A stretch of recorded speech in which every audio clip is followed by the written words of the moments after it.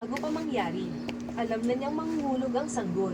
Ang Motorola na napulot niya ay may kakayahang makita ang hinaharap.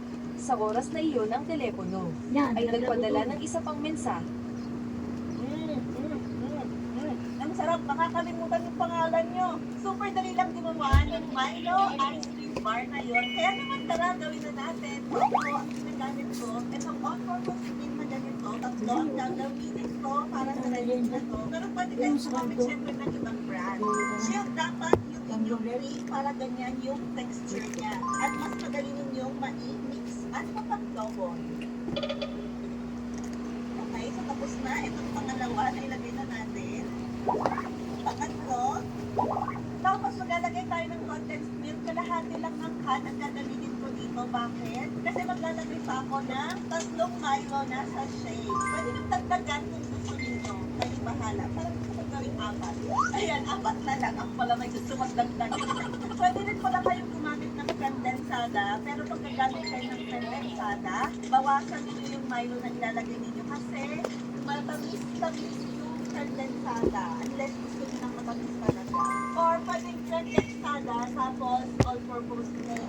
Balance nyo ng all-purpose milk. Para mas marami kayong nailagay na Milo. Okay. Oh my gosh, this is so yummy. Next ay i-mix muna natin. So tututok yan. Paano ito? Paano ito? Para magkasya. I-on agad yung inyong mixer. Kasi mapupuno ng Milo yung inyong mukha. Yan, dahan-dahan muna. Kapag nawala na yung Milo, yan. Ay, sige lang, sige lang. Tapos, May tumba muna, dito makita. double yung inyong cream. Lang na ako.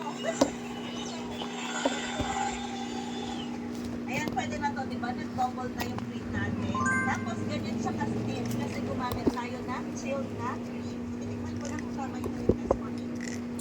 Okay, good na, goods na. Pwede nyo naman i-adjust yung sweetness niya depende sa liking ninyo.